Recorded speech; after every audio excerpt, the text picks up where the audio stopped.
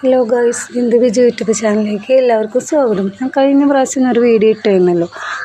Waste ബിന്നിൽ വളം ഉണ്ടാക്കിയിട്ട് അതിൽ നിന്നും കുറച്ച് തക്കാളി തൈ നട്ടിരുന്നു. അതിട്ടിട്ട് അപ്പോൾ ആ തക്കാളി തൈകളാണ് ഗൈസ് ഇത്. ഈ തക്കാളി തൈ നന്നായി വളർന്നു വന്നിട്ടുണ്ട് കേട്ടോ. ഞാൻ ഈ വീഡിയോ നിങ്ങൾക്ക് തക്കാളി അതിന് ശേഷം ഇടാമെന്ന് പറഞ്ഞിട്ടുണ്ടായിരുന്നു. അപ്പോൾ ഞാൻ കാണിച്ചു തരാം. അപ്പോൾ നമ്മുടെ തക്കാളി തൈ വലുതായിട്ടുണ്ട്. അപ്പോൾ അതിൽ തക്കാളി ഉണ്ടായതാണിത് ഉണ്ടോ. അപ്പോൾ 3-4 നട്ടിട്ടുണ്ടായിരുന്നു കേട്ടോ ഗൈസ്. അപ്പോൾ അതിൽ നിന്ന് ഒരുപാട് തക്കാളി ഉണ്ടായിരുന്നു നിൽക്കുന്നുണ്ട്. കോല ആയിട്ടാണ് ഉണ്ടായിട്ടുള്ളത്. ഒരെണ്ണത്തിൽ 5 വെച്ചും 8 വെച്ചൊക്കെയാണ് ഉണ്ടായിട്ടുള്ളത്.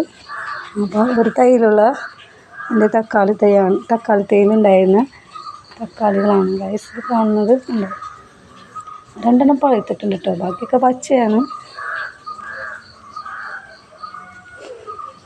അപ്പോൾ നമ്മൾ വിചാരിച്ചു നമുക്ക് തക്കാളിയൊക്കെ ഉണ്ടാക്കാം കേട്ടോ. അപ്പോൾ സ്വന്തമായി ഉണ്ടാക്കിയ വളം കൊണ്ട്, വേറൊരു വളമൊന്നും ഇട്ടിട്ടില്ല ഞാൻ. നമ്മുടെ അടുക്കളയിൽ വേസ്റ്റ് ഉണ്ടാക്കിയ വളത്തിൻ്റെ മാത്രം ഇട്ട് കൊടുത്തുകൊണ്ട് ഉണ്ടാക്കിയ തക്കാളിയാണിത്.